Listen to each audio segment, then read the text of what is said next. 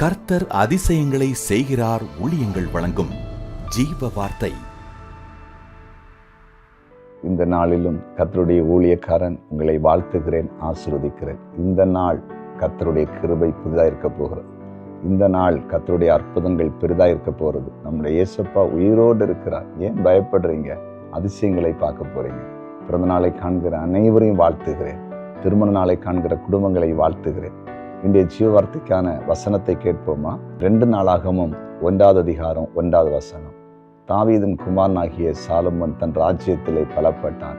அவனுடைய தேவனாகிய கர்த்தர் அவனுடனே இருந்து அவனை மிகவும் பெரியவனாக்கினார்.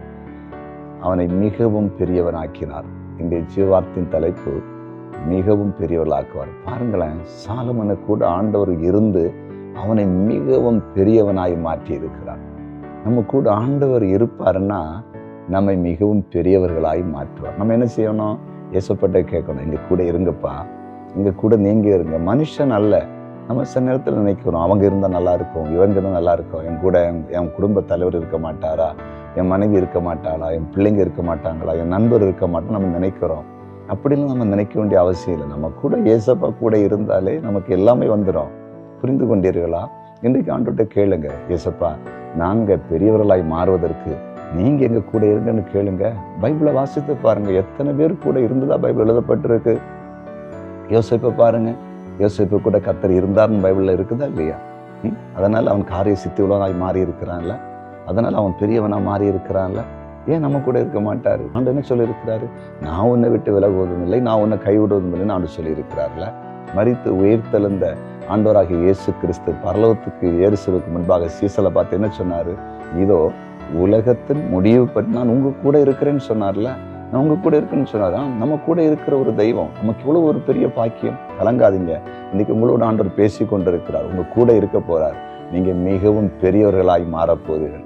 உங்க ஊர்ல நீங்க தான் பெரியவங்களா இருக்க போறீங்க. உங்க தேசத்துல நீங்க தான் பெரியவங்களா இருக்க போறீங்க. நீங்க செய்கிற ஊழியம் எல்லாரை காட்டிலும் மிகவும் பெரிய ஊழியமாய் கர்த்தர் மாற்ற போகிறார். காரணம் தெரியுமா? ஆண்டவரே கூட இருக்க போகிறார், உங்களை நடத்த போகிறார். விசுவாசிப்பீங்களா? நம்புவீங்களா? சூழ்நிலை கண்டு கலங்காதீங்க. ஆண்டவர் கூட இருக்க தான் போறாரு, உங்களை உயர்த்த தான் போறாரு, எல்லாரும் பார்க்க தான் போறாங்க. நீங்க ஆசீர்வாதமா இருக்க போறீங்க. நம்புங்க. உங்களுக்காக அடியேன் ஜெபிக்க போகிறேன். ஜெபம் பண்ணுவோமா? ஜெபிக்கலாம்.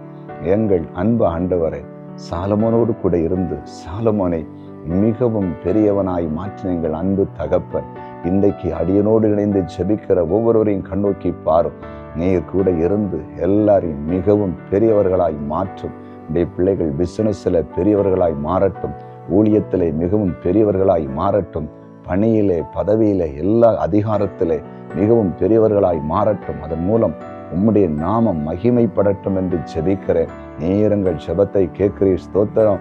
வியாதிப்பட்ட ஒவ்வொருவரையும் இப்போது தொட்டு சுகமாக்கும்படியாய் ஜெபிக்கிறேன்.